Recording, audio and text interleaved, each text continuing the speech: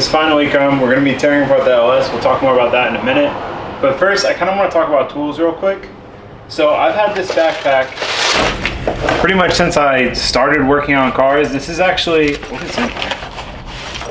Oh, I need this wheel key for the Miata. This is like a old Odyssey backpack. It's a BMX backpack. It used to have like tire levers and all sorts of stuff for BMX. And I've been using it for tools ever since then. And it's pretty terrible at it. So I use this all the time. This is what I always use if I'm taking my tools anywhere, like to the junkyard, to the drift event. I don't want to carry a big box that gets put in my truck and has to stay in my truck, because when I break down coming off pit lane and my car is not near my truck, I don't conveniently break down by my truck, like it's a long walk and I can just grab a backpack. So I prefer doing the backpack method. It's just me. But this one has just never done a great job at it, because it's not meant for that at all. But I was always like, man, what am I gonna do? Upgrade to like a school backpack? Like, that's not gonna be meant to carry tools and sharp pointy things. I'm just gonna destroy it. So I just kept using this even though it was terrible. The problem with this is whatever I put in first, which always gets buried under everything I put in after, it's always the first thing I need for some reason. When I go to work on something, it's like, if I put a screwdriver down here, guarantee you the first thing I'm gonna need is a screwdriver. And there's just no way to organize tools, and I don't know, I'm really an organized person, so when I get to the track and I have to grab a tool and it's that tool, and then I have to take everything out of the bag, and then it's like all my stuff just like all over the ground, it gives me an anxiety attack. So I finally realized there's a solution. This from Milwaukee, it's literally specifically a tool backpack. This is like the largest version they offer, or at least out of their new line. So like everything is like hard shell, like this, like all of this stuff. The bottom is like this big plastic setup, and then inside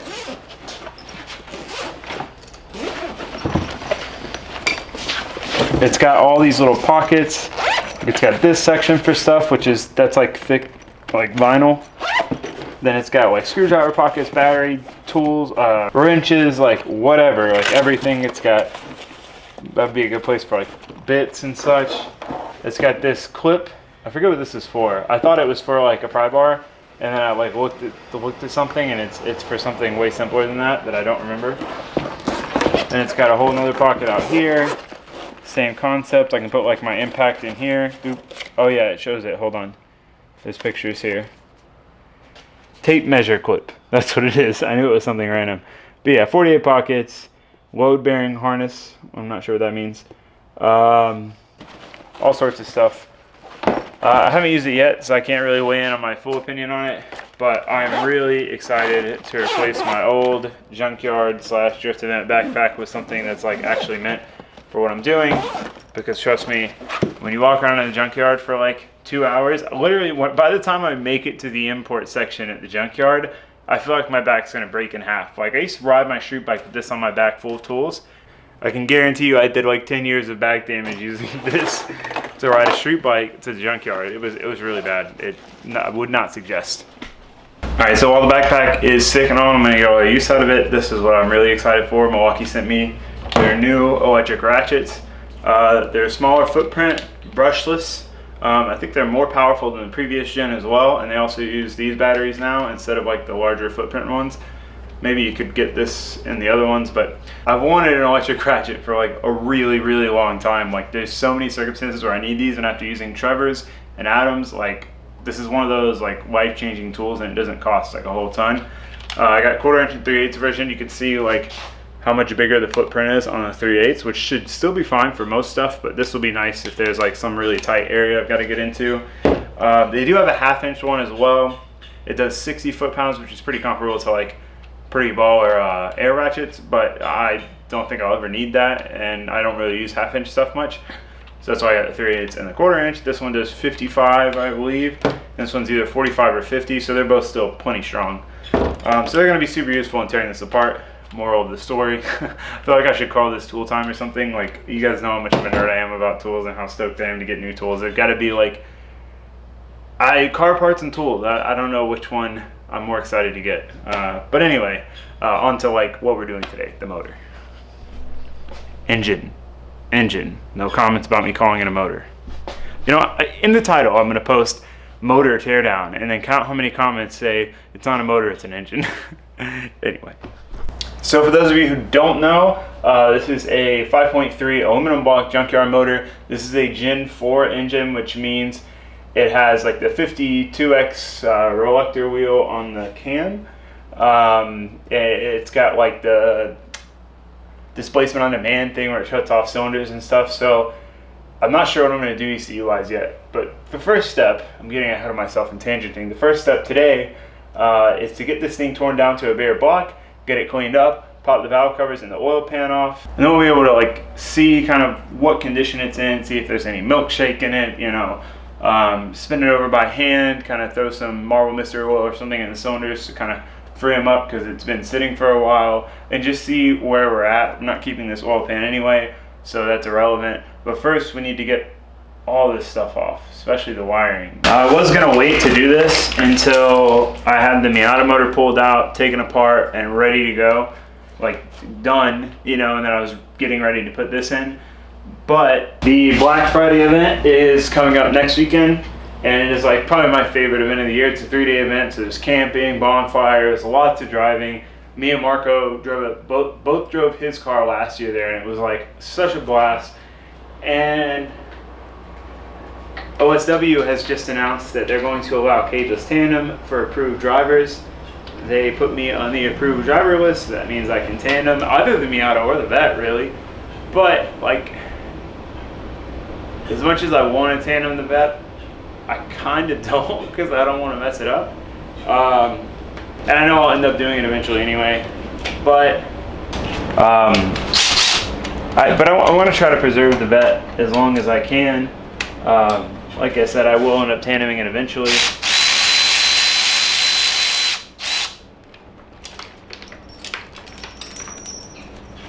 But I'm going to have a lot more fun in the Miata being able to really run people's doors and not worry about beating it up some. So we're going to try to drive the Miata. If it blows up, we'll take the Vet kind of thing.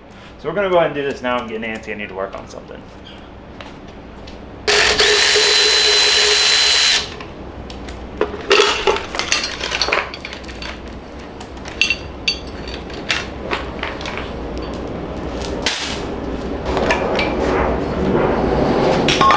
Save those in case I need them. Alright, so now I'm just going to start unclipping the wiring harness and trying to pull it off, because that is definitely the biggest thing we have going on here right now. This thing's dirty. I'm going to put gloves on. For all of you who make fun of me for wearing gloves, wait until you're like 24 like me and your hands are all screwed up because you didn't wear gloves like I didn't, and then you will understand why I wear gloves. Oh my god, this thing's so tip heavy. Do you see that? Okay, I gotta really figure out a game plan here. This stuff's just all intertwined. I think I need to get this AC line out first. Oh, okay. There's that. Okay.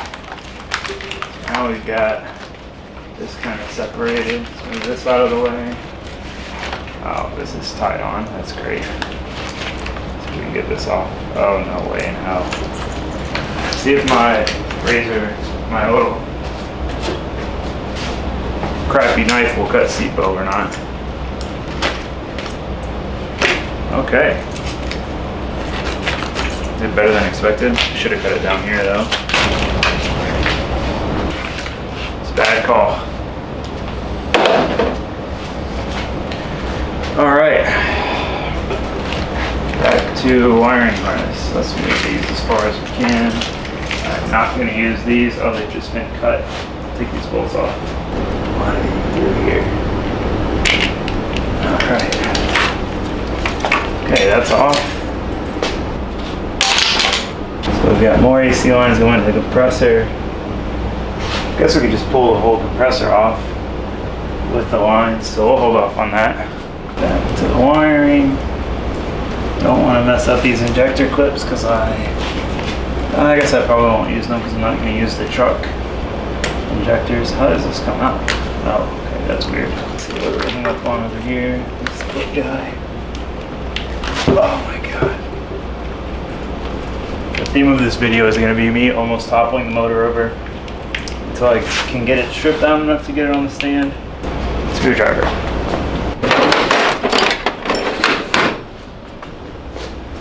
Screwdriver is your best friend. Without, I just broke it, so it's not my best friend right now, but that's okay. That's okay. Or these weird, yet not super annoying clips that hold wires to things. This is, oh God. Can I lean it over that way? No, that's sketchy. It's gonna fall. I should probably do something about that, but I'm not going to. Just gonna let it topple over. There's one. There's two. That one's done. Do this one. These are actually really convenient. They work really well, it seems. Okay, what do we got down here? It's one thing you can do with an electric ratchet. Just break it loose first, and then like twist to break it loose, and then take it out. All right, so what else do we got here? More wires down here. Good old time-lapse mode.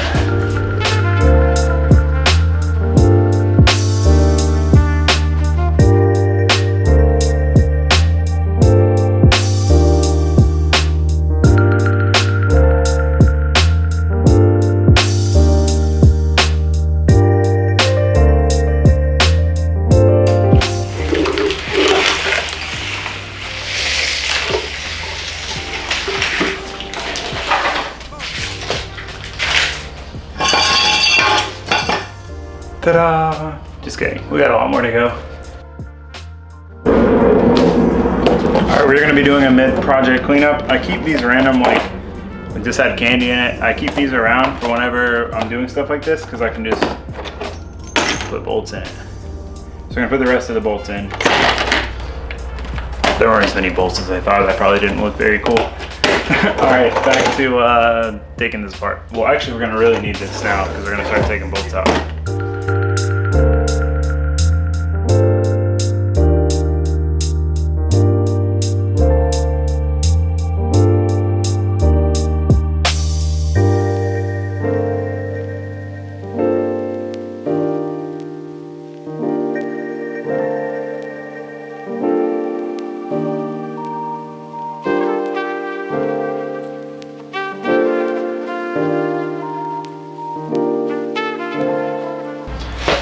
Alright, now it's time for the front accessory drive, and then I think we can start cleaning it. And then we'll pop things open, and you get the idea.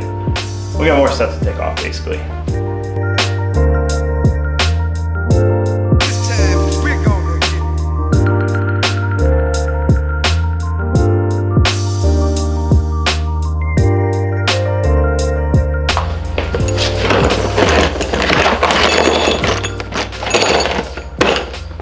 So I got this pry bar jammed in there. It goes from one side to the other. So what'll happen is that'll try to spin, it should hit it, and we should be okay. Maybe, maybe not, I don't know.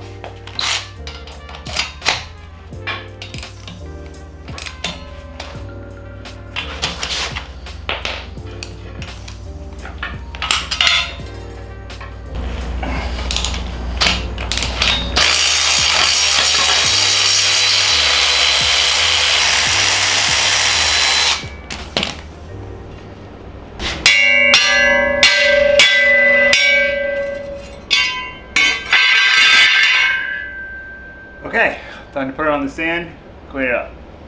Alright, so here's the situation that we have. I obviously didn't get a transmission with this motor, so therefore I didn't get transmission bolts with this motor. So I dug through my bolt drawer, and this is all I could find. One's like the right size, that one top left there. But the rest of these are too long. They're not tightened in all the way. But basically what I'm going to do is make a little spacer for them so I can tighten them down. I happen to have this left over actually from probably like, what, 6 years ago when I was rebuilding one of my SRs that had a twin disc clutch that I didn't want to take apart. So I made these spacers to space the like engine stand out from it. And I have one left, so I'm just going to cut this up. That's the plan.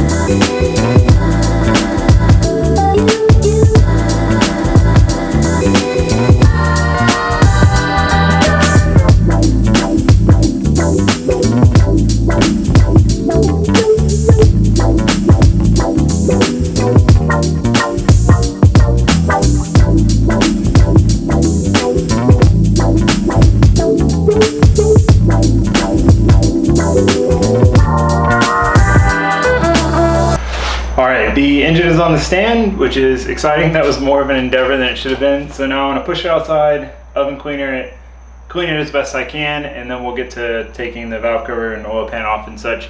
I had planned on doing this in daylight so you guys could see, but I took way too long getting this apart, so kind of messed up there, sorry. Oh, I need to put the handle on this.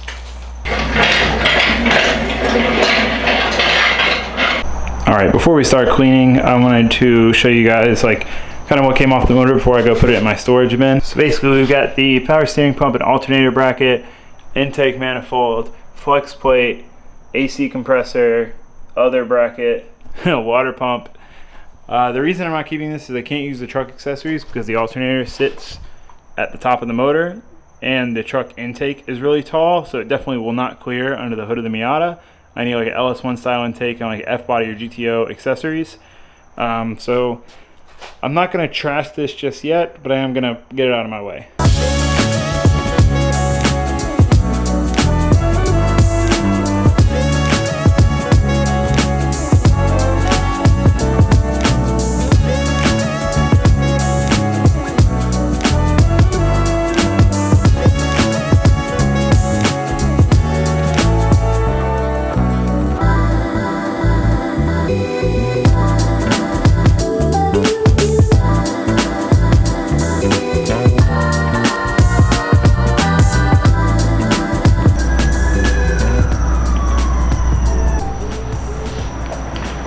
Alright, well, it actually looks like an engine now with a lot of that crud away. I'm not one of those people who's going to sit here with a toothbrush and clean every last drop off.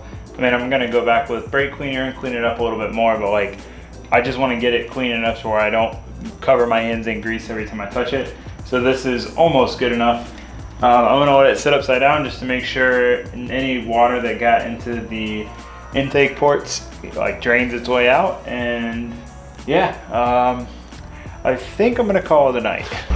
All right, so I'm gonna get these tools cleaned up. I think that's gonna be the end for this video, but as much as we didn't get a ton done, like it's the first step in the Miata LS swap, and I'm stoked for it because I'm ready to get this going. And I've been waiting a while and I've been putting it off, not intentionally. I'm just like, oh, it makes more sense to pull the Miata motor out first and take it apart. And finally, I'm like, screw it, I'm tired of waiting. And we did this, and it's exciting. I hope you guys are excited. Yeah, look forward to more Miata videos, but tomorrow we've got Simply Clean, so that's what you'll see next, and then more LS stuff. We'll get this thing torn down a little bit more, inspect it, and then, I don't know, make some progress somewhere else. So that's gonna be it for this video. Thank you guys for watching. Thanks for subscribing. I'll see you next time. That was a weird wave. Okay, all right, that's it.